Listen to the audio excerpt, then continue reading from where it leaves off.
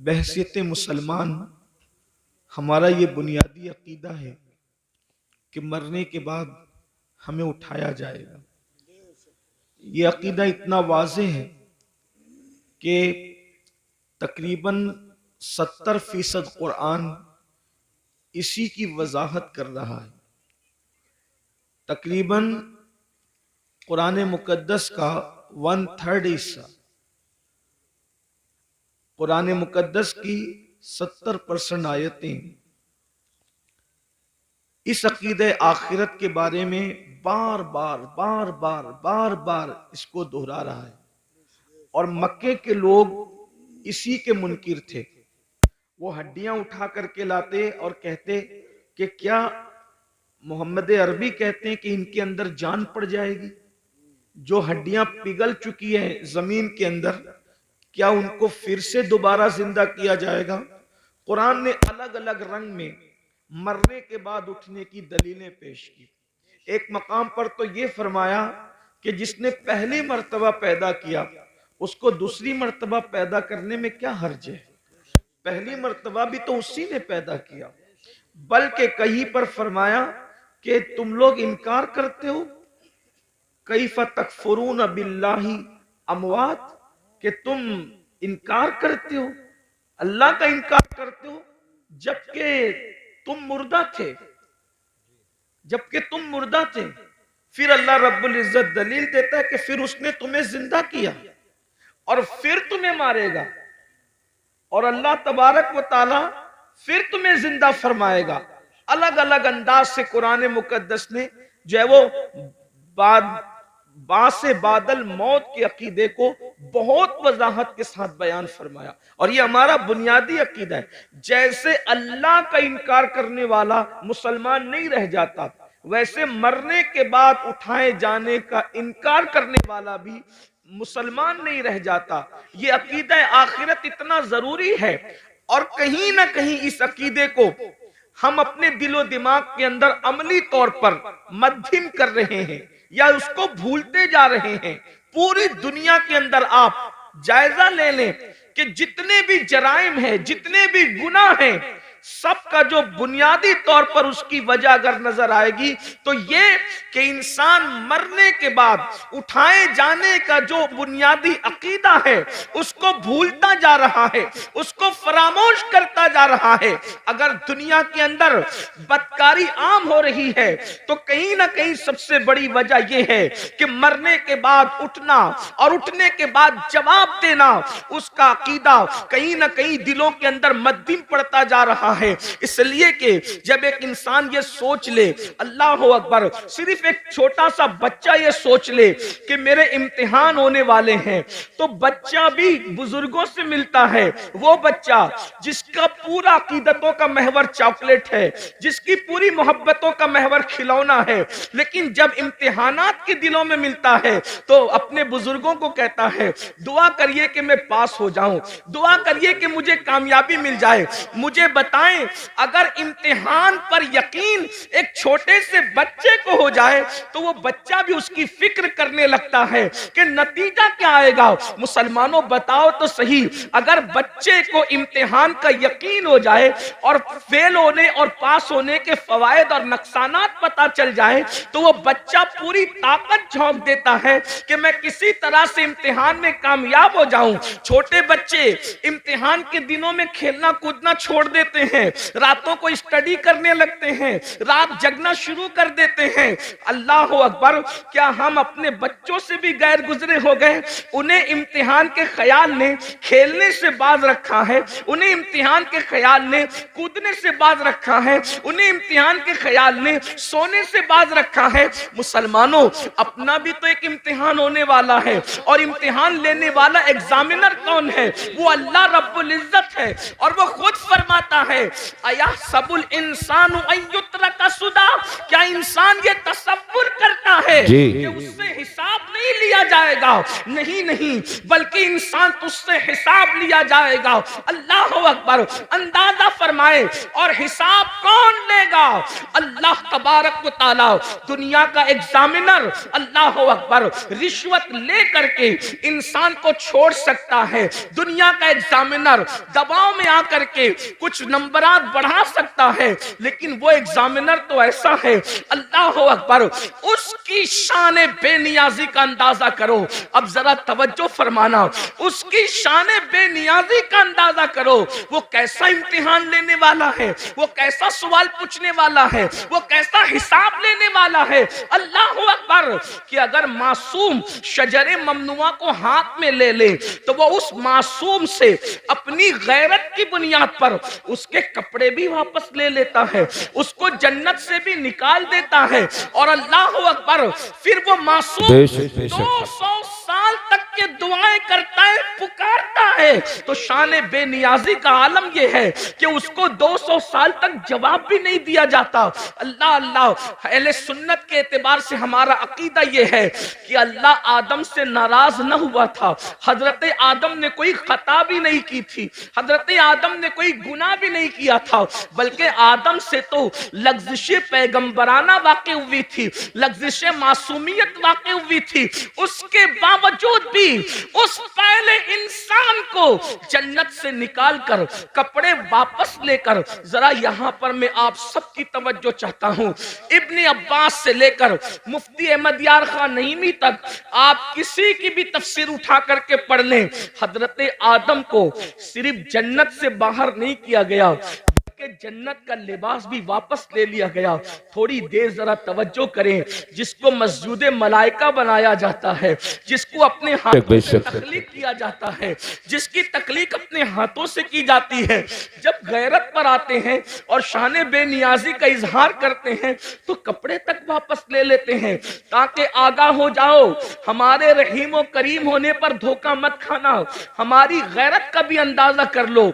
जब मासूम मस्जिद मलाइका बनाने के बाद जन्नत से बाहर जा रहे हैं, और सिर्फ जन्नत ही से नहीं जा रहे हैं बल्कि कपड़े भी वापस दिए जा रहे हैं, तो बताओ तुम्हारी हैसियत क्या है, तुम्हारा क्या अंजाम होगा, तुम कहां रहोगे? और फिर कोई खता भी नहीं है, कोई गुनाह भी नहीं है, लग़्ज़िश पैगंबराना है, उस पर जब गैरत का इजहार ये है। अब मुझे बताओ मेरे भाइयों, जो लोग जिना करते हैं और जिना के बाद वो इस खुशफहमी में मुब्तला है कि नहीं मौलाना अल्लाह करीम है, अल्लाह रहीम है, वो हमें जन्नत ही में दाखिल फरमाएगा। कोई लड़कों के साथ बदकारियां करते हैं और फिर ये तसव्वुर करते हैं कि मौलाना अल्लाह तो बख्शने वाला है, वो रहीम व करीम है। जो लोग सूद के धंधे करके हराम लुक्मा अपने पेट में डालते हैं, फिर भी उनका ख्याल ये है कि अल्लाह रहीम व करीम है, वो हमें बख्श देगा। तो वो ये लोग ये सब चीजें नहीं देखते क्या कि अल्लाह रब्बुल इज्जत ने पहला इंसान जो तमाम नबियों का बाबा है, जो तमाम वलियों का बाबा है, जो तमाम सहाबा का बाबा है, यानी सारे इंसानों के जो बाप हैं, उनके साथ इजहार गैरत करके हमें मुतनब्बे फरमाया, हमें तंबीह फरमाई कि हमारी शान बेनियाजी का अंदाजा करो। वही अल्लाह हमसे हिसाब लेगा, रब तबारक व तआला हिसाब लेगा। अब बताओ मुसलमानों, हमने हिसाब की क्या तैयारी की है? अच्छा पर्चा भी आउट कर, बेशक जी। अल्लाह हमसे क्या पूछेगा, क्या क्या पूछेगा? तो कुरान कहता है फमन यामल मिस्काला ज़र्रतिन खैरन यरा वमन यामल मिस्काला ज़र्रतिन शर्रन यरा। एक जर्रा बराबर नेकी की होगी, अल्लाह तुमसे वो भी पूछेगा। जर्रा बराबर जुर्म किया होगा, अल्लाह तुमसे वो भी पूछेगा। आइए, मुझे बहुत पूछने पर बहुत बड़ी बात याद आ गई है, आप सबकी तवज्जो चाहता हूं। बहुत खूबसूरत अंदाज में आप लोग सुन रहे हैं, तो दिल चाहता है कि कुछ खूबसूरत बातें आपके सामने खोली जाए, क्योंकि आप अच्छे से सुन रहे हैं। इसलिए कि जहां मजमा सुनने वाला हो तो दिल चाहता है कि कुछ दिल की बातें कही जाए। यूं तो सुनने के लिए सभी आते हैं, लेकिन आपका बड़ा अच्छा अंदाज है सुनने का। अल्लाह किससे क्या पूछ सकता है, इस बारे में कोई बेनियाज नहीं। वो किसी से भी कुछ भी पूछ सकता, किसी से भी कुछ भी पूछ सकता है। इस सिलसिले में एक रिवायत सीरत की तमाम किताबों में लिखी हुई है। अब बहुत ध्यान से सुनना, आने जाने वालों पर ध्यान देने की बजाय अब आप मेरी गुफ्तगू की तरफ ध्यान दें। सीरत की किताबों में सब ने ये वाकया लिखा है। इब्ने इसहाक को भी ले लें और उनके बाद सारे सीरत निगार कमोबेश अल्फाज की कमी ज्यादती के हवाले से, लेकिन वाकया यही है जिसका मफहूम पेश किया जा रहा है। लेकिन मैं जहां से पेश कर रहा हूं आपके सामने, वो इब्ने मुंजरी के हवाले से मैं पेश कर रहा हूं बतौर मफहूम। अब गौर करें, इस रिवायत के रावी है सैयदना सिद्दीक अकबर रदी अल्लाह ताला, अफजलुल बशर बादल अंबिया बितहकीक सैयदना सिद्दीक अकबर रदी अल्लाह ताला। यूं तो सिद्दीक अकबर की से रिवायतें बहुत कम मरवी है, लेकिन सिद्दीक अकबर से जो रिवायतें हैं उन रिवायतों का भी कोई जवाब नहीं। सैयदना सिद्दीक अकबर रदी अल्लाह ताला, एक बात अंदाजा करने, सिद्दीक वो हस्ती है कि जिनके बारे में मौला अली ने बयान किया कि अल्लाह के रसूल ने फरमाया कि अगर सारी जमीन वालों का ईमान एक पल्ले में रखा जाए और तन्हा अबू बकर का ईमान एक पल्ले में रखा जाए तो सबके ईमान पर अबू बकर का ईमान वजनी हो जाएगा। ये वो हस्ती है जिन्हें सिद्दीक सुभान अल्लाह। और इन ईमान वालों में अबू हुरैरा का भी ईमान है, बिलाल हबशी का भी ईमान है, खालिद इब्ने वलीद का भी ईमान है, गौसे आजम गरीब नवाज का भी ईमान है। अंदाजा फरमाएं, जिसके ईमान की शान ये हो उसके दिल और सीने की हालत का क्या आलम होगा। वो सिद्दीक अकबर जो सहाबा के इमाम हैं, अफजलुल बशर बादल अंबिया बितहकीक सिद्दीक अकबर रज़ी अल्लाह ताला अन्हु, जिनके बारे में हुजूर मुहद्दिस आजम के चौचवी रहमतुल्लाह अलैह कहते हैं, मर्तबा हजरत सिद्दीक का ये है सैयद, हर फजीलत के वो जामे हैं नबुव्वत के सिवा। अल्लाह अकबर। आइए वही सिद्दीक अकबर रिवायत कर रहे हैं।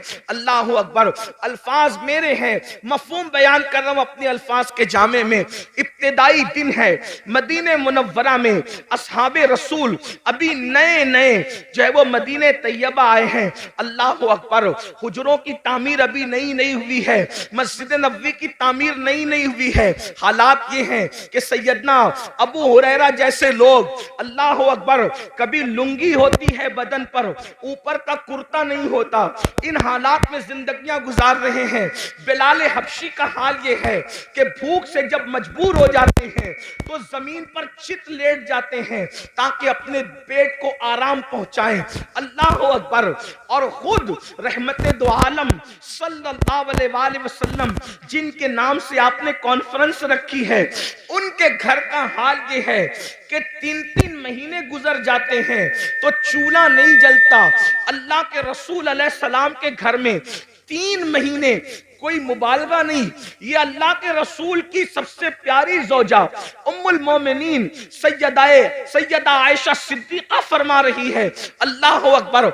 आप फरमाती हैं 3-3 महीने हो जाते, चूल्हा नहीं जलता अल्लाह के रसूल के घर में। तो सहाबा ने पूछा, जब हुजूर के घर में चूल्हा नहीं जलता था तो तुम लोग किन चीजों पर इत्तेफाक करते थे, क्या खाते थे, कैसे जिंदगी गुजारते थे? तो उस वक्त अम्मा आयशा पाक फरमाती हैं, उस वक्त हम लोग 2 काली चीजों पर अपना वक्त गुजार लेते थे। आपने फरमाया, जिसको हदीस में रिवायत किया गया, कालत अस्वदैन, हम 2 काली चीजों पर गुजारा कर लेते थे। नंबर 1 खजूर, नंबर 2 पानी। इसी हदीस से इस्तेदलाल करते हुए इमाम अहले सुन्नत ने पानी का रंग जब पूछा गया तो आपने फरमाया कि पानी का रंग काला है, इसलिए कि लोग अब तक पानी को बेरंग समझते हैं। लेकिन मुफ्ती 4 मिल्लत उम्मुल मोमिनीन सैयदा आयशा सिद्दीका ने पानी का रंग खुद मुतय्यन फरमा दिया कि पानी का रंग काला होता है। इसकी एक अलग तहकीक, अलग तफसील है, मेरा उन्वान वो नहीं। लेकिन उम्मुल मोमिनीन क्या फरमा रही है, हम दो काली चीजों पर इक्तिफा कर लिया करते थे, खजूर और पानी। अल्लाह अकबर। अब आइए, अल्लाह अल्लाह, हुजूर के घर का ये हाल है। इससे मैं अपने जवानों से ये भी कहना चाहता हूं, ये जो यूपी की जमीन पर 5 वक्त देहात देहात में अजान गूंज रही है, बिहार, बंगाल, शाम, यमन, ये जो जमीनों पर देहातों में भी आवाज अजान की गूंज रही है, इसमें हुजूर अलैहिस्सलाम की मेहनतें कितनी हैं। इतनी मेहनतें कि जिसने अपने घर में 3-3 महीने तक चूल्हा नहीं जलाया और इस्लाम की शमा को जलाने के लिए इतनी मेहनत फरमाई। जरा गौर तो करें, अल्लाह अकबर। जब मुसलमान होकर हम अल्लाह के दीन को पीठ के पीछे डालते होंगे तो उस वक्त रसूलुल्लाह के दिल पर क्या गुजरती होगी, अल्लाह के रसूल अलैहिस्सलाम को कितनी अजियत पहुंचती होगी, कितनी तकलीफ पहुंचती होगी, इसका एहसास करो। क्योंकि पूरा ये जो मजमा है, ये सब अपने आप को आशिक़ रसूल कहलाने वाला मजमा है। मैं आपसे पूछूं, अगर अपना बाप एक वक्त तो भूखा रहकर बिल्डिंग बनाता है और उस बिल्डिंग पर कोई पत्थर फेंक दे तो लोग कहते हैं मौलाना मेरे बाप ने भूखा रहकर ये बिल्डिंग बनाई है। एक टाइम भूखा रह के बाप ने बिल्डिंग बनाई है तो उस बिल्डिंग से आपको कितना प्यार है। ये जो इस्लाम की इमारत तुम्हें नजर आ रही है, ये जो कुरान की इमारत तुम्हें नजर आ रही है, ये जो दीन की इमारत तुम्हें नजर आ रही है, ये जो नमाज, रोजा, हज, ज़कात की ये खूबसूरत इमारत तुम्हें नजर आ रही है, इसमें रसूलुल्लाह ने 3-3 महीने तक घर में चूल्हा नहीं जलाया। 3 महीना किसको कहते हैं? अल्लाह अकबर।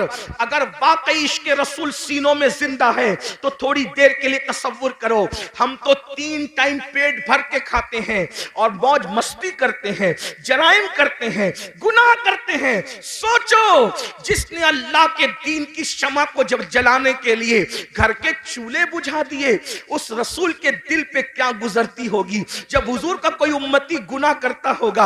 आज मुसलमान कितनी सादगी से कहता है मौलाना हम लुट रहे हैं, हम पिट रहे हैं, हम तबाह हो रहे हैं, हम बर्बाद हो रहे हैं। मैं एक वजह बयान करूं, जो कौम कब्र अनवर में अपना नबी का दिल दुखाए वो कौम लुटेगी नहीं तो कौन लुटेगा, वो कौम पिटेगी नहीं तो कौन पिटेगा, वो कौम तबाह ना होगी तो कौन तबाह होगा, वो कौम बर्बाद ना होगी तो कौन बर्बाद होगा। लोग कहते हैं काश हजरत सुलेमान अलैहिस्सलाम की दुनिया में हुकूमत होती तो आज क्या दिन होते। मैं आपसे कहूं, अगर फिरौन की हुकूमत ना भी होती और हजरत सुलेमान की हुकूमत आज होती तो आपको बताऊं आपके साथ वही कुछ किया जाता जिसके आप मुस्तहिक है। क्यों? अल्लाह को यह कब गवारा है कि उसके महबूब का दिल एक दिन में हजारों बार तुम छलनी करो और अल्लाह तुम पर रहमतों की बरसात बरसाए, रहमतों की बरखा बरसाए। मुसलमानों याद रखना, दुनिया में जो होता है अल्लाह की मर्जी के बगैर नहीं होता। आज हमारे घरों से धुआं न उठता अगर हम हुजूर का दिल न दुखाते। माँ का जो दिल दुखाए, मरते वक्त उसकी जबान पे कलमा नहीं आता। माँ का जो दिल दुखाए वो दुनिया में जलील होता है। जब माँ का दिल दुखाने वाले का अंजाम ये है तो रसूलुल्लाह का दिल जो कब्र अनवर में दुखाते हैं, अपने आप में डूब कर सोचो एक दिन में कितनी मर्तबा मेरे नबी का दिल दुखाते हो। जो रसूल जानवर का भी दिल दुखाने से मना करे, जो नबी पिस्सू और मक्खी पर जुल्म करने से मना करे, जो रसूल मुर्गी और कुत्ते और बिल्ली पे जुल्म करने से मना करे, तुम अपने नबी का दिल छलनी कर रहे हो अल्लाह, और फिर उस पर तुम ये तमन्ना करते हो कि ये होगा वो होगा। मुसलमानों, सैयदना फारूक आजम रिवायत करते हैं, जिसको फकीह अबुल्लाह समरकंदी ने लिखा कि तुम छोटे से छोटा भी गुनाह करते हो तो उससे हुजूर का दिल दुखता है, उससे हुजूर का अल्लाह। सोचो, अल्लाह कब्र में नबी का इतना ख्याल फरमाए कि 70,000 फरिश्ते सुबह को भेजे कि शाम तक तुम दुरूद पढ़ो महबूब पर, और 70,000 शाम को भेजे कि तुम सुबह तक दुरूद पढ़ो मेरे नबी पर। अल्लाह खुद भी दुरूद भेजे, फरिश्तों को भी दुरूद भिजवाए कि तुम भी दुरूद भेजो, और एक बार जो फरिश्ता आ जाए दोबारा फिर वो आ नहीं सकता। और हम क्या भेज रहे हैं? जिना के तीर, दाढ़ी मुड़ाकर तीर, गाने सुनकर तीर, औरतों पे जुल्म करके तीर, गुनाहों को करके तीर। सोचो, जो कौम, ऐसी भी कौम दुनिया में कोई गुजरी है जो अपने नबी का दिल छन्नी करे, नबी के दिल पे नश्तर लगाए? सोचो, वो दिल, जिस दिल का ख्याल कुदरत को इतना है कि सिर्फ नजरें उठ जाए हसरत से तो अल्लाह किबला बदल दे और बता दे कि मैं बेनियाज होकर तेरी खुशी के लिए किबला बदल सकता हूं, तो वो बेनियाज होकर किबला बदल दे और हम मजबूर और गुलाम होकर अपनी जिंदगी नहीं बदल सकते, जिंदगी में तब्दीली नहीं ला सकते। हजारों की महफिलें जमा हो रही है तकरीर सुनने के लिए, जिंदगी बदलने कितने आ रहे हैं, जिंदगी तब्दील करने कितने आ रहे हैं। बस इतना ही अर्ज करना चाहता हूं, यही तो हमारा रोना है कि हम सबके दिल का ख्याल करते हैं। दुकान बंद करके शादी में क्यों जा रहे हो? पता है यार, दोस्त के बेटे की शादी है, मेरा यार नाराज ना हो जाए। समधी के घर दुकान बंद करके मैयत में इसलिए जा रहे हो यार, मेरे समधी के बाप की मैयत है, कहीं वो नाराज ना हो जाए। समधी की खुशी के लिए दुकान बंद हो सकती है, दोस्त की खुशी के लिए दुकान बंद हो सकती है, रसूलुल्लाह की खुशी के लिए क्या नमाज के वक्त तो दुकान बंद नहीं हो सकती? बताओ तो सही मुसलमानों, सबकी खुशी का ख्याल कर रहे हो, नबी की खुशी का ख्याल कब करोगे? सबके ही बुलावे पर जा रहे हो, नबी के बुलावे पर कब आओगे? ये मौजिन जो 5000 रुपये को तुमने रखा है, ये उसकी आवाज नहीं है, आवाज उसकी है, मगर वो नबी का नुमाइंदा बनकर तुम्हें बुला रहा है। हय्या अलस्सलाह, आओ नमाज के लिए। उस आवाज को मामूली मत समझना, इसलिए कि वो रसूलुल्लाह का मुकर्रर करदा नुमाइंदा है जो 5 वक्त बुला रहा है। वरना अजान का मकसद तो सिर्फ इतना ही है, हय्या अलस्सलाह, बस हय्या अलस्सलाह के अलावा अजान का मकसद क्या है? मगर अजान शुरू कहां से होती है? अल्लाहु अकबर, अल्लाहु अकबर, यानी नमाज के लिए बुलाने वाला शुरू कर रहा है। मुझे जिसने खड़ा किया है, जिसका मैं नुमाइंदा बन करके तुम्हें बुला रहा हूं, वो कोई मामूली हस्ती नहीं है। अल्लाहु अकबर, अल्लाहु अकबर, अल्लाह सबसे बड़ा है, अल्लाह सबसे बड़ा है। ज़हन में सवाल आता है, जब अल्लाह सबसे बड़ा है तो वो है कैसा? अशहदु अल्ला इलाहा इल्लल्लाह, अल्लाह के सिवा कोई माबूद नहीं है। उसकी निशानी क्या है? अशहदु अन्ना मुहम्मदुर रसूलुल्लाह, मोहम्मद अल्लाह के रसूल सबसे बड़ी निशानी है। बोलना क्या चाहता है? हय्या अलस्सलाह, आओ नमाज की तरफ। नमाज की तरफ आऊंगा तो क्या मिलेगा? हय्या अलल फलाह, नमाज के लिए आना तेरा काम है, कामयाबी अता करना उसके करम पर। नारे तकबीर, नारे रिसालत, मसलके आला हजरत औलादे रसूल हजरत सैयद अमीरुल कादरी साहिब क़िबला।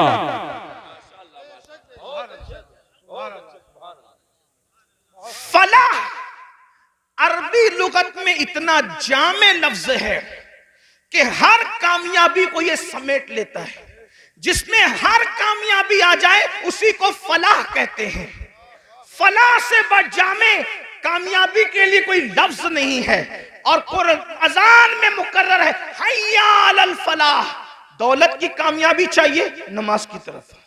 औलाद चाहिए, नमाज की तरफ आओ। इज्जत चाहिए, नमाज की तरफ आओ। बुलंदी चाहिए, नमाज की तरफ आओ। हुकूमत चाहिए, नमाज की तरफ आओ। तिजारत चाहिए, नमाज की तरफ आओ। उम्र में बरकत चाहिए, नमाज की तरफ आओ। हत्ता के याद रखना, बड़े से बड़ा लीडर जमीन पर चमचे पालकर बाजारी इज्जत तो हासिल कर सकता है, मगर कब्र में इज्जत हासिल करना किसी के बस का नहीं है। मगर नमाज वो अजीम सरमाया है जिसको पढ़ने के बाद आदमी कब्र में भी इज्जतदार हो जाता है। शर्त यह कि सीने में इश्क रसूल हो। मेरे इमाम कहते हैं, नकीरैन करते हैं ताजीम मेरी, नकीरैन करते हैं ताजीम मेरी, फिदा हो के तुझ पे ये इज्जत मिली है। बेशक जी। नमाज पढ़ोगे तो कब्र में फरिश्ते भी इज्जत से पेश। आपसे आप कहते हो ट्रेन में टीसी इज्जत से पेश नहीं आता। मैंने कहा नमाज पढ़ा होता तो ऐसा नहीं होता। हुजूर से वफा की होती। यार कब्र में जब फरिश्ते इज्जत से पेश आ सकते हैं तो ट्रेन के टीसी की क्या हैसियत है। जो नबी से वफादारी फरिश्तों के दरमियान मुअज्जज बना दे, वो पुलिस के दरमियान मुअज्जज क्यों ना बनाएगी, वो मालदारों के दरमियान मुअज्जज क्यों ना बनाए। आप देखो बहुत सारे उलमा आपके दरमियान आते हैं, उनकी माशी हालत उतनी मजबूत नहीं होती जितनी तुम्हारी होती है, फिर भी तुम हाथ बांध के क्यों खड़े रहते उनके सामने। खुदा ने करोड़पतियों को एक आलिम के सामने हाथ बांध के क्यों खड़ा करवा दिया। अल्लाह बता रहा है, देख ले मेरे वफादार पर इनाम है। यहां मालदारों को हाथ बंधवा दिया है और कब्र में नकीरैन इज्जत करते नजर। नबी से वफा तो करके देखो, सबके लिए वफा, हुजूर के लिए वफा नहीं। बात दूर निकली, अर्ज कर रहा था इब्तिदाई दौर है इस्लाम का, मदीने मुनव्वरा में सिद्दीक अकबर रावी है। सिद्दीक अकबर कहते हैं मुझे इतनी भूख लगी थी कि मेरे घर में कुछ नहीं था। सिद्दीक अकबर कहते और कई दिन हो गए थे, तकरीबन कमोबेश 3 दिन। भूख से जब मेरा पेट खाली हुआ और कमर की तरफ लगने लगा तो मैंने सोचा चलो दोपहर की चिलचिलाती धूप है, चल करके किसी के घर कुछ खा लेंगे। दोपहर में जब मुझे कोई देखेगा कि अबू बकर दोपहर में धूप में कहां फिर रहे हो, तो फिर मैं कह दूंगा कि भूख लगी है तो मुझे कुछ खिला देगा। इधर सिद्दीक अकबर निकले, उधर फारूक आजम से सामना हुआ। फारूक आजम और सिद्दीक दोनों ने एक दूसरे को सलाम किया और फारूक आजम ने पूछा अबू बकर मेरे भाई, इस धूप में, चिलचिलाती धूप में क्यों निकले हो? इतनी धूप में तो तुम निकलते भी नहीं हो, क्यों निकले हो? सिद्दीक अकबर ने कहा उमर मुझे भूख लगी है, 3 दिन का भूखा हूं, घर में कुछ नहीं है, इसलिए वो भूख मुझे घर से बाहर लाई है। लेकिन मेरे भाई उमर तुम भी तो इस धूप में बाहर निकलते नहीं, तुम क्यों निकले हो? कहा मेरे भाई जो तुम्हारा हाल है वही मेरे घर का भी हाल है। 3 दिन से मैंने भी कुछ नहीं खाया, सोचा दोपहर का वक्त है, कोई मुझे देख लेगा, पूछेगा कि इस धूप में क्यों फिर रहे हो, तो कहूंगा भूख लगी है तो कुछ खा करके भूख को मिटा दूंगा। अभी दोनों में ये गुफ्तगू हो रही थी कि आमिना के लाल काशान अक़दस से मुकम्मल शान शौकत के साथ बाहर निकले, जिनकी शान मेरे इमाम यूं कहते हैं आसमां खान, जमी खान, जमाना मेहमान, साहिबे खाना लक़ब किसका है, तेरा तेरा कौन देता है देने को मुंह चाहिए, देने वाला है सच्चा हमारा हमारा नबी। बेशक सरकार को आते देखा, आका ने दोनों को सलाम किया।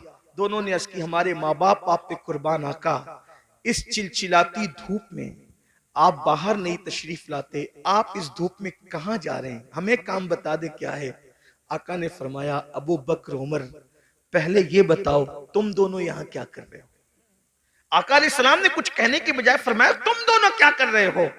दोनों ने नजरें झुका के कहा कासिम नेमत से या रसूल अल्लाह 3 दिन से भूखे हैं, घर में कुछ मिला नहीं, बाहर आ गए, भूख बाहर लाई है कि हम कुछ खा ले किसी के यहाँ जाके। लेकिन आका आप क्यों बाहर आए? सरकार ने फरमाया तुम्हारे घर में 3 दिन से चूल्हा नहीं जला, लेकिन इस वक्त मेरे घर में महीना भर हो गया, महीने भर से मेरे घर में चूल्हा नहीं जला है, मुझे भी भूख की शिद्दत ने बेताब किया। मैंने सोचा किसी के घर जाकर उसको नवाजा जाए और उसके घर जाके कुछ खाया जाए। सहाबा रोने लगे। यहाँ आगे बढ़ने से पहले एक जुमला कहता हूं, सहाबा पर कुछ कमेंट करने से पहले ये कुर्बानियां भी सोच लिया कर कि क्या कुर्बानियां थी। आज दूसरों के देखा देखी अगर सुन्नी कहलाने वाले भी असहाब की तौहीन करें तो कितनी दुख की बात है। जो लोग मस्जिद का चंदा भी नोट देख कर देते हो हफ्ते में 1 दिन और इमाम को अपना गुलाम समझते हो, वो लोग कमेंट करेंगे उन सहाबा पर जिन्होंने इस तरह की कुर्बानियां दिए, भूखे रहकर अल्लाह के दिन की खिदमत की। कभी सोचा, कभी गौर किया? हमसे तो 10 की नोट भी निकलती है तो देख के निकलती है, बल्कि बाज जालिम तो ऐसे हैं जहां नोट कहीं नहीं चलती, वो मस्जिदों में और मदरसों में चंदा देकर लोग चलाते हैं। ये हालात है, हंसने की बात नहीं है, ये बहुत दुख की बात है। और वो लोग किन पे कमेंट कर रहे हैं? जिन्होंने पूरी दौलतें दाव पे लगा, पूरी दौलत कुर्बान कर दी। हत्ता के सिद्दीक बावफा तो वो है जिसने तबूक के मौके पे कुर्ता भी चंदे में दे दिया और टाट पहन लिया, और जब पूछा गया कि कुर्ता क्यों दे दिया चंदे में? कहने लगे हम जंग पे जा रहे हैं और मैं जानता हूं मुसलमानों के पास शहीद को कफन देने के लिए कपड़ा भी नहीं है। अगर कोई मेरा भाई शहीद हो जाएगा तो अबू बकर का कुर्ता कफन के लिए काम आ जाएगा। ये उनके जज्बात थे मुसलमानों। हक जिंदा है तो हक की आवाज भी जिंदा रहेगी और यही अहले सुन्नत का तुर्रा इम्तियाज है। हम जहां अहले बैत के बेदाम गुलाम हैं, वहीं पर हम सहाबा के भी बेदाम गुलाम हैं। और कुदरत ने हमें दो हाथ इसलिए अता किए हैं कि एक हाथ में असहाब का दामन है और एक हाथ में अहलुल बैत का दामन है। इसीलिए हमारा बेड़ा पार है। हमारे इमाम कहते हैं अहले सुन्नत का है बेड़ा पार, असहाबे हुजूर नज्म है और नाव है इतरत रसूलुल्लाह की। बेशक बेशक बेशक, सुभान अल्लाह सुभान अल्लाह। फारूक को आका ने फरमाया महीने भर से मेरे घर में चूल्हा नहीं जला। और जब निकले वहां से दोनों यार को लेकर एक सहाबी के बाग में पहुंचे। उसी बाग में उनका घर था। वो गए थे बाग में, खजूरें तोड़ रहे थे। उनकी बीवी को इत्तला मिली कि हुजूर आए हैं अपने दोनों यारों के साथ। जल्दी से शौहर को बुलाया। वो हुजूर की इत्तला सुनकर कुछ ताखीर से आए, यानी किस्म किस्म की खजूरें लेकर, ताकि हुजूर की मेजबानी करें। हुजूर के आगे खजूरें रख दी और आका से अर्ज किया आका थोड़ी देर इंतजार करें, मैं भी खाना बनाता हूँ। जल्दी से बकरी ज़बह की और बकरी ज़बह करने के बाद जो है वो बोटियां रोटियां जौ की सामने रखा। अल्लाह के रसूल ने रोटियां और बोटियां देखी तो देखने के बाद खाना देखते रह गए। कासिम नेमत खाने को कुछ देर तक देखते रह गए। सहाबा ने अर्ज़ किया आका जो है वो शुरू फरमाए, खाने का आगाज फरमाए। तो आका ने उस सहाबी जिसके घर में हुजूर बैठे थे कहा अगर इजाजत दो, हुजूर दुनिया को पैगाम दे रहे हैं, फरमाया अगर इजाजत दो तो इस खाने से कुछ निकालना चाहता हूं। रोटी उठाई जौ की, उस पे कुछ बोटियां रखी और बोटियां रखकर आंख में आंसू आ गए। फरमाया कि जितने दिन से मैं भूखा हूं उतने ही दिन से मेरी बेटी फातिमतुज़ ज़हरा भी भूखी है। जितने दिन से मेरे घर में चूल्हा नहीं जला है उतने ही दिन से मेरी बेटी फातिमा के घर चूल्हा नहीं जला है। जब ये ताजा खाना मेरे सामने आया तो मुझे मेरी बेटी फातिमतुज़ ज़हरा की भूख याद आ गई। एक काम करो, पहले उसे ले जाकर दे दो, मेरी बेटी खा ले, उसके बाद मैं खाऊंगा। और वो खाना जब सैयदा के घर पहुंचा उसके बाद हुजूर ने खाना खाया। इतना पूरा वाकया इतना लंबा चौड़ा बयान करने के लिए एक ही वजह थी कि एक जुमला बयान करना था। हुजूर ने वो खाना खाया और खाने के बाद फिर हुजूर की आंख में आंसू आ गए। हुजूर रो पड़े। सहाबा ने पूछा या रसूल अल्लाह जब भूखे थे तो नहीं रोए आप, और आप अब खाना खा के क्यों रो रहे? भाई रोना तो आदमी को भूखे पेट आएगा ना कि मेरे पास खाना नहीं है, खा के रोने का मतलब क्या? अब आका ने जो फरमाया यही एक जुमला पढ़ने के लिए इतना बड़ा वाकया मैंने पेश किया। गौर से सुनना। आका इरशाद फरमाते हैं अल्लाह ने कितना लजीज खाना हमें खिलाया ना, बकरी का गोश्त और जौ की रोटी। सैयदुत ताम है, ये खानों का सरदार है। कितना लजीज खाना अल्लाह ने हमें खिलाया। अब मैं इस पे रो रहा हूं। अगर क़यामत के दिन अल्लाह मुझसे इस खाने के बारे में सवाल करेगा तो मैं अल्लाह को क्या जवाब दूं? कौन कह रहा है? एक महीने तक जिसके घर में चूल्हा नहीं जला, जो वजह तखलीक कायनात है, जो नबियों का सरदार है, जिसके लिए नेमतें पैदा की गई, जिसके लिए दुनिया बनाई गई, जिसके लिए किबला बदल दिया गया, जिसके इशारे अब्रों पे चांद टुकड़े कर दिया गया, जिसके इशारे से सूरज पलटा दिया गया, उस रसूल को उम्मत को तालीम देते हुए ये एहसास है कि मैंने एक दिन आज एक महीना चूल्हा बंद रखने के बाद आज बकरी का गोश्त और रोटी खाया है। अगर अल्लाह मुझे इसके बारे में पूछेगा मैं क्या जवाब दूं? हालांकि हुजूर अलैहिस्सलाम से कोई सवाल नहीं होना, वो तो शाफ़ई यौमुन नुशूर है। उन्हीं के इशारों पर लोग बख्शे जाएंगे। मेरे इमाम कहते हैं एक मैं क्या, मेरे इस या की हकीकत कितनी, मुझसे 100 लाख तो काफी है, इशारा तेरा बेशक आपसे पत्ता सा उड़ा जाता है, पल्ला हल्का सही भारी है, भरोसा तेरा। बेशक, जिंदाबाद जिंदाबाद। रसूल अलैहिस्सलाम को ये एहसास तालीम उम्मत के लिए बेचैन कर रहा है। अल्लाह मुझसे पूछेगा तो मैं क्या जवाब दूंगा? बताओ मेरे भाइयों, एक दिन में 2-2 मरतबा कपड़े बदलते हो, 3-3 मरतबा पेट भर के खाते, मैं मना नहीं कर रहा हूँ, खाने के लिए मना नहीं कर रहा हूँ, कपड़े पहनने के लिए भी मना नहीं कर रहा हूँ, लेकिन इतना जरूर कहना चाहता हूँ, जिस खाने के रंग में डूबकर रज़्ज़ाक़ को भूल गए हो, जिन कपड़ों के गुरूर में अल्लाह को भूल गए हो, वो हमसे पूछेगा और वो हमसे सवाल करेगा। कभी सोचा एक हफ्ते का हिसाब अगर अपना पीर ले ले तो हम हफ्ते भर का हिसाब पीर को नहीं दे सकते। जब अल्लाह पूरी जिंदगी का हिसाब हमसे लेगा तो अल्लाह को क्या जवाब देंगे? जो कुछ कर रहे हो फरिश्ते लिख रहे हैं, जो कुछ बोल रहे हो फरिश्ते लिख रहे हैं, और ये सारा नामे अमाल जमा हो रहा है, और ये सारा नामे अमाल क़यामत के दिन हमारे हाथ में दिया जाएगा और अल्लाह फरमाएगा इक़रा किताबक, पढ़ अपना नामे अमाल। जो लोग रातों को जिना की फिल्में देखते हैं, थोड़ी देर के लिए वो तसव्वुर करें कि अल्लाह का सामना होगा जैसा कि उसकी शान है। ये पढ़ सकोगे कि मैंने फला तारीख को फला रात 3 घंटे तक जिना की फिल्म देखी थी खुदा के सामने। वो तो आमने सामने से पाक है, लेकिन सिर्फ उसकी जैसी शान है, खुदा का सामना है। ये पढ़ सकोगे कि मैंने लड़कों के साथ बदफेलियां की थी? सोचो, तवज्जो करो। हदीस पाक तो यह है, लड़कों के साथ बदफेली करने वाला कहीं भी मरे। अल्लाह ने कुछ फरिश्ते ऐसे पैदा किए जिनकी चोंच है परिंदों की तरह, कहीं भी मरता है उसको उठाते हैं और उठाकर वहां ले जाकर फेंक देते हैं जहां कौमे लूत पर अजाब आया था। ये गंदी फिल्में यही तरफ आपको ले जा रही है, गंदी फिल्में आपको यही गंदगी की तरफ ले जा रही है। आपको एहसास नहीं है, आप तो सोचो रात है, कौन देख रहा है, अकेला हूं, कौन देख रहा है? अल्लाह इरशाद फरमाता है, हुआ माकुम ऐनमा कुंतुम, तू जहां कहीं है अल्लाह तेरे साथ है। और कितना साथ है? तो कहता है नहनु अक़रबु इलैहि मिन हब्लिल वरीद, अल्लाह तेरी शेरक से ज्यादा करीब है। और एक मकाम पे फरमाता है इन्नल्लाह काना अलैकुम रकीबा, अल्लाह तुम पर कड़ी निगरानी फरमा रहा है। मुसलमानों जरा सोचो, हलाल गिज़ा सैयदुल आलमीन वजह तखलीक कायनात खा ले तो रोए, इसके बारे में मैं अल्लाह को जवाब क्या दूंगा?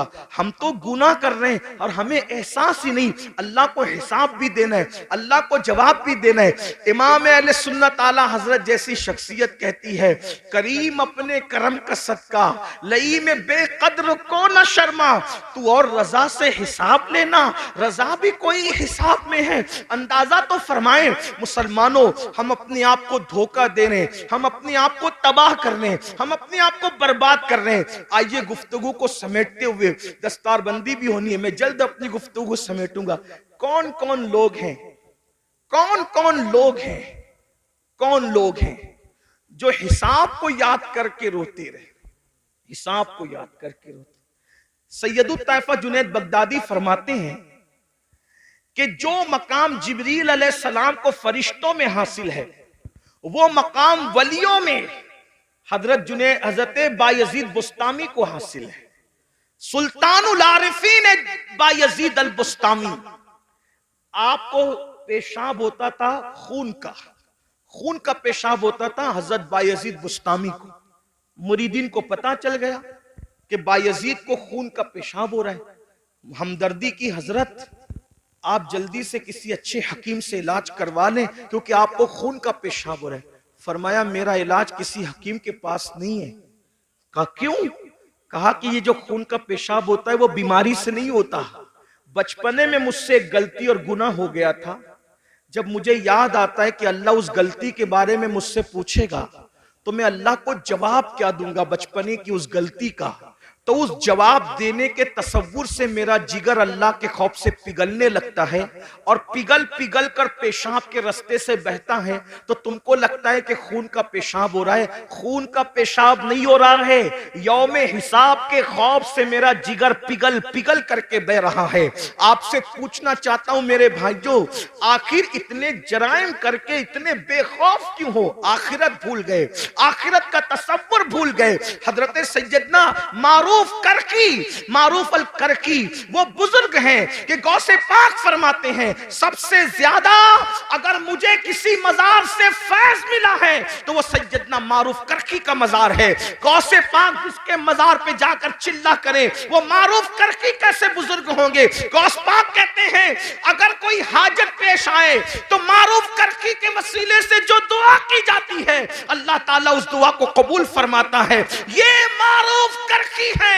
फरमाते हैं 40 साल हो गए मैंने आसमान की तरफ कभी नजर नहीं उठाई। 40 साल से। लोगों ने पूछा क्यों?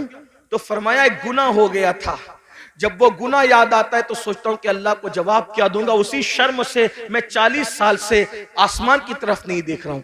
अब मारूफ करके जिसके वसीले से गौस पाक दुआ करते हैं उनका गुनाह क्या था वो भी सुन ले ताकि आप गलत फहमी का शिकार न रहे। फरमाते लोगों ने पूछा हजरत वो गुनाह क्या हो गया था आपसे? कोई तो गुनाह। भाई हम आज गुनाह की बात करें तो लोग अपने पे कयास करते हैं ना कि मैंने जो जो किया उसमें से कुछ हुआ होगा, तो जरा वो गुनाह भी सुन ले कि वो गुनाह क्या था। फरमाते मैं कपड़े का व्यापारी हूं, कपड़े बेचता हूं। मार्केट में मेरी दुकान थी। एक दिन मार्केट में आग लग गई, रात को आग लगी, सुबह को मैं पहुंचा तो मेरे पड़ोसियों का सबका माल जल गया था। मेरी दुकान सही सलामत थी। खुशी में मैंने कहा अल्हम्दुलिल्लाह। बस इसी गुनाह पर मैं परेशान हूं। अपनी दुकान बचने पर मैंने खुशी में अल्लाह का शुक्र अदा किया। इसी गुनाह पर मैं 40 साल से आसमान की तरफ कहा हजरत ये भी कोई गुनाह है?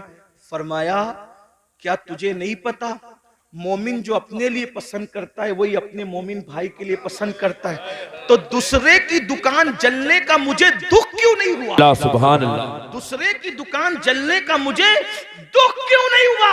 अपनी दुकान बचने की खुशी क्यों हो गई? मैं सोचता हूं कि अगर अल्लाह इसके बारे में मुझसे पूछेगा तो मैं अल्लाह को क्या जवाब दूं? आखिरी बात सुन ले एंड पर, चूंकि ये मदरसे का जलसा, दस्तार बंदी का जलसा। आलिम की तारीफ क्या है? आलिम कौन? वो आलिम जिसको देखकर रसूलुल्लाह को देखने का फैज मिलता है, जिससे मुसाफा करके हुजूर को देखने से हुजूर से मुसाफा करने का फैज मिलता है, जिनके चेहरे को देखना इबादत, जिनके लिए चूंटियां बिलों में दुआ करती है, जिनके लिए मछलियां दरियाओं में दुआ करती है। ये कौन आलिम लोग हैं?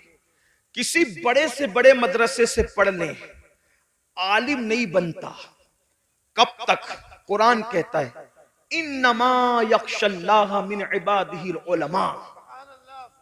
अल्लाह के बंदों में अल्लाह से डरने वाले उलमा हैं।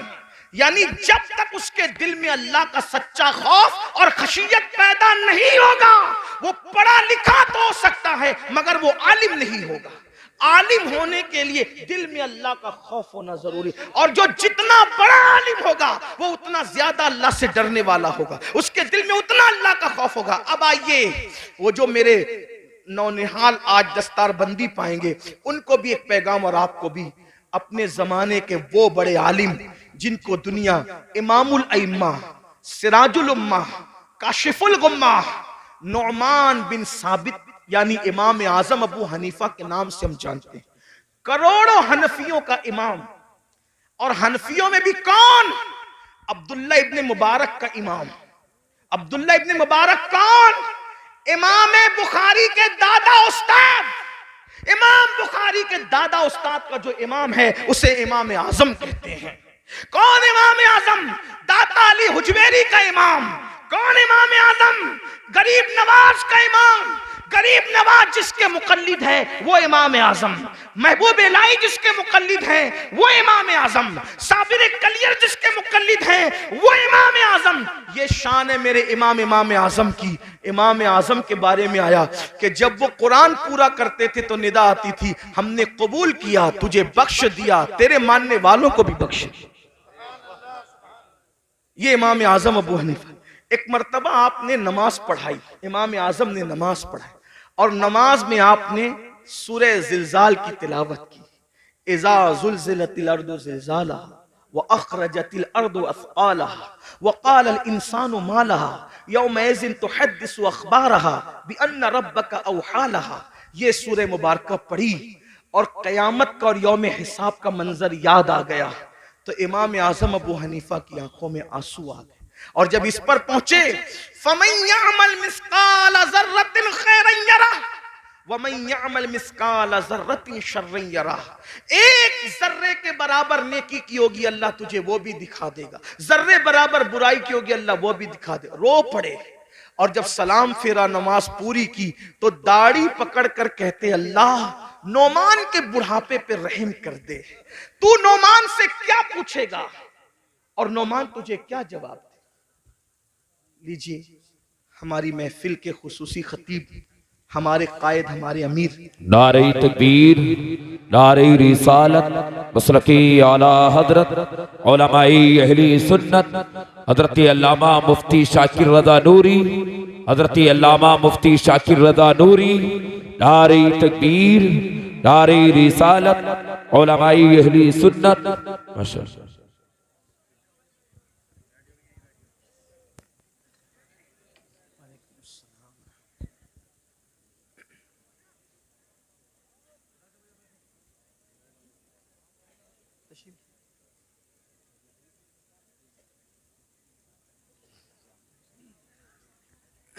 बैठ जाएं दुरूद शरीफ पढ़ने। रब्बि सल्लि व सल्लिम दाइमन अबदा अला हबीबिका खैरुल खल्क़ि कुल्लिहिम सलातु व सलामुन अलैका या जद्दल हसन वल हुसैन। हज़रत तशरीफ़ ले आए। हज़रत का ये खिताब होगा, मैं मुख्तसर अल्फाज में अपनी बात मुकम्मल कर रहा हूँ। तो आइए हम उस खतीब को अब सुनना चाहते हैं जिसकी खिताबत ने इनकलाब पैदा किया दुनिया भर में। चंद अल्फाज में अपनी बात पूरी करता हूँ। जब आपने ये सूरह मुबारक का इख्तिताम पढ़ा, फमन यअमल मिस्काल ज़र्रतिन खैरन यरह व मन यअमल मिस्काल ज़र्रतिन शर्रन यरह। जर्रे बराबर अगर तूने नेकी की होगी अल्लाह तुझे वो भी दिखाएगा, जर्रा बराबर बुराई की होगी अल्लाह तुझे वो भी दिखाएगा। और फिर आप रो पड़े, पूरी नमाज रोते हुए गुजारी और जब आप नमाज मुकम्मल कर चुके लोग उठ उठ करके चले गए तो आपने दाढ़ी पकड़ करके कहा, अल्लाह नोमान के बुढ़ापे पे रहम फरमा। तू नोमान से क्या पूछेगा और नोमान तुझे क्या जवाब देगा। इसी तरह रोते रहे। मस्जिद के जो मुअज्जिन थे वो चिराग जो वो बुझाने के लिए, दरवाजा बंद करने के लिए बार बार आते जाते रहे। आपके मोटे मोटे आंसू फर्श पर टपकते और इसी तरह आप रोते रहते। बिल आखिर जब पूरी रात रोने में गुजर गई और उसके बाद सुबह का वक्त आया, फज्र के वक्त का आगाज हो गया, फज्र के वक्त की इब्तिदा हो गई, तो फिर उसके बाद मौज़िन जो आपका शागिर्द भी था, आके लौटने का सवाल ही पैदा नहीं होता। जब उसके पैरों की आहट सुनकर आपने अल्लाह अकबर मुड़ करके देखा तो शागिर्द खड़ा था। उससे फरमाया कि ये बता क्या मस्जिद बंद करने का वक्त आ गया। तो शागिर्द कहता है, हुजूर मस्जिद बंद करने का नहीं, अब तो मस्जिद के दरवाजे खोलने का वक्त आ गया। सुबह हो गई है, फज्र हो गई है और आप रात भर जो है वो रोते रहे, आंसू बहाते रहे। मैं आता रहा जाता रहा, आता रहा जाता रहा। तो इमाम आजम फरमाते हैं, क्या तूने मुझे रोते हुए देख लिया। तो वो कहता है, हुजूर आप पूरी रात रो रहे थे। फरमाया, तुझे अल्लाह की कसम देकर कहता हूं, जब तक मैं जिंदा रहूं उस वक्त तक ये वाकया तू किसी से बयान मत करना कि नोमान आखिरत की फिक्र में रात रात भर रोते हैं, क्योंकि उसकी शान बेनियाजी से डर लगता है कहीं ऐसा ना हो जाए कि ये कह दिया जाए नोमान हमारे लिए रोता था और सुबह को उसकी तशहीर कर दिया करता था। अल्लाह अकबर, अल्लाह अकबर। आप अंदाजा फरमाए मेरे आका सल्लल्लाहु अलैहि वसल्लम के दीवानों, जिनके मुकल्लिदीन में दाता अली हुजवेरी जैसे, गरीब नवाज जैसे, अब्दुल्ला इब्न मुबारक जैसे, दाऊद ताई जैसे लोग जिनके मुकल्लिदीन में हो, वो लोग आखिरत को याद करके इस तरह रो रहे हैं। और यहाँ हाल ये है, 5 कलमे भी याद नहीं, नमाज का तरीका भी याद नहीं। गर्मी में इस्तिंजा की सुन्नतें क्या है और सर्दी में क्या है, किस तरह से गर्मी और सर्दी के अहकामात बदलते हैं, हमें यह भी शऊर नहीं है।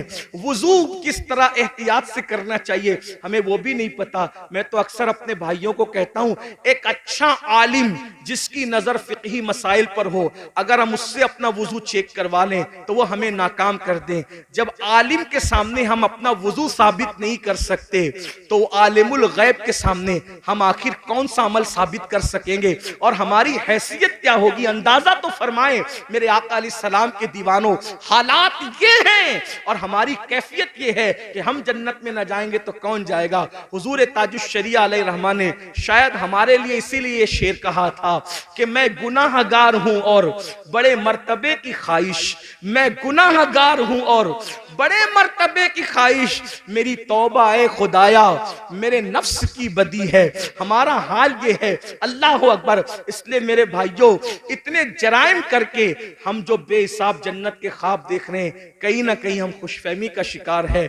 और याद रखना, जिसके पास जितना इल्म आएगा उसके पास अल्लाह की उतनी खशियत आएगी, उतना खौफ आएगा। हम आखिरत को, हिसाब के दिन को भूल गए। कुरान कहता है, अयहसबुल इंसानु अन युत्रका सुदा, क्या तुम ये तसव्वुर करते हो तुमसे हिसाब नहीं लिया जाएगा? सबसे हिसाब लिया, जिससे चाहेंगे हिसाब लेंगे। और याद रखना, हमारे गुनाह तो बहुत दूर की बात है, अगर वो हमारे गुनाहों की बजाय हमारी नेकियों का भी हिसाब ले ले तो हम नेकियों के बारे में भी जवाब नहीं दे सकते। अल्लाह पाक सबसे पहले मुझे और आप सबको अमल की तौफीक अता फरमाए। मेरे इमाम फरमाते हैं, अल्लाह अकबर, करीम अपने करम का सदका लई में बेकद्र को न शर्मा, तू और रजा से हिसाब लेना, रजा भी कोई हिसाब में है। अपनी दुआओं का हिस्सा बना लो कि काश अल्लाह हमसे हिसाब न ले। मेरे इमाम यूं अर्ज करते अल्लाह की बारगाह में और बड़े मजे में फरमाते हैं, अर्ज करते हैं, सदका प्यारे की हया का न ले मुझसे हिसाब, सदका प्यारे की हया का न ले मुझसे हिसाब, बख्श बे पूछे लजाए को लजाना क्या है। और डॉक्टर इकबाल ने कहा था, मौला अगर मेरा हिसाब लेना तेरी शान करीमी के मुताबिक नागुज़ीर हो जाए तो तुझसे अर्ज ये है कि महबूब की निगाहों से छुपा कर हिसाब लेना, ताकि तेरे महबूब को उनकी हया की वजह से गैरत ना आ जाए। ये आशिकों का हाल है और हम जो कुछ किए जा रहे हैं, अल्लाह हमारे हाल पे रहम करे, हमें बेहिसाब बख्श दे। अल्लाह हम सब की बेहिसाब मगफिरत फरमाए, हमारे माँ बाप की मगफिरत फरमाए और हमें अल्लाह रसूल की सच्ची वफादारी अता फरमाए। गुफ्तगू के दरमियान कोई गलती हो तो अल्लाह पाक माफ कर दे। अस्तगफिरुल्लाह रब्बी इन्ना रब्बी लगफूरुर रहीम। हमारे दरमियान दुनिया सुन्नियत की वो अजीम शख्सियत मौजूद है, वो अजीम जात मौजूद है, जो बेक वक्त जो है वो मुसन्निफ भी है, शायर भी है, खतीब और खतीब गर भी है, बेहतरीन मुफक्किर भी है, दानिश्वर भी है और इसी तरह से आप एक बेहतरीन मोटिवेशनल स्पीकर भी है। ऐसे मुफक्किराना जुमले जो कहीं कहीं हमें सुनने को मिलते हैं, वो हजरत की तकरीर में मोतियों की तरह आपके लबों से झड़ते नजर आते हैं। आज माशाअल्लाह एक ऐसी शख्सियत जिसने इंसान साजी में अपने असलाफ के नक्शे कदम पर चलकर बड़े कारनामे अंजाम दिए, जिसकी एक आवाज पर वादी नूर के अंदर लाखों आशिकाने रसूल का हुजूम नजर आता है। आइए वही हस्ती हमारे दरमियान है। हमारे नाज़िम महफिल, नकीब महफिल बहुत अच्छे हैं और बड़े अच्छे अंदाज से कहना जानते हैं, लेकिन चूंकि वक्त की नज़ाकत को देख के उनसे माजरत चाहते हैं कि उनकी हक तलफी ना हो, मैं खुद किबला अमीर मोहतरम को अर्ज करता हूँ, इल्तिमास करता हूँ, इसलिए कि नाजिम साहब तारुफ पेश करेंगे तो उनके शाया निशान पेश करेंगे। लेकिन हमारा मानना ऐसा है कि हर आदमी, आरिफ रूमी का कौल है, हर इंसान अपनी जबान के पर्दे में छुपा हुआ है। जब जबान खुलती है तो खुद ही समझ में आता है कि ये इंसान है कौन। हर आदमी जबान के पर्दे में अपना तारुफ रखता है। तो आइए अब हम हजरत की बारगाह में इल्तिमास करते, इल्तिमास ही कर सकते हैं कि अपने जबान को जुम्बिश दें और वो जवाहिर पारे जो आपने अपने असलाफ की सोहबत में बैठकर हासिल किए, वो दर्द दिल जो आपने अपने बुजुर्गों से हासिल किया, वो सोज़े दुनू जो आपने अपने बुजुर्गों से पाया, हम सब के दरमियान बिखेरें और बिखेर कर हम सबको मुस्तफिज और मुस्तनीर फरमाएं। आइए हजरत किबला अमीर मोहतरम का इस्तकबाल हुजूर सैयदुल उलमा महरवी रहमतुल्लाह अलैह के चंद मिसरों से हम करते हैं कि किसी की जय विजय हम क्यों पुकारे, क्या गरज हमको, हमें काफी है सैयद अपना नारा या रसूल अल्लाह। शुक्र की नीयत के साथ अल्लाह का जिक्र बुलंद कर लें और तकबीर और रिसालत बुलंद करें। नारे तकबीर, नारे रिसालत, नारे रिसालत। उम्मीद है आप गुफ्तगू संजीदगी से सुनेंगे और इंशाअल्लाह बादहू आप दस्तारबंदी की महफिल में भी शरीक रहेंगे और इंशाअल्लाह उसके बाद हुजूर किबला मीर सुन्नी दावत इस्लामी सिलसिले कादरिया बरकातिया नूरिया के शेख तरीकत भी है, जो हजरत मुरीद होना चाहते हैं हजरत से मुरीद भी होंगे।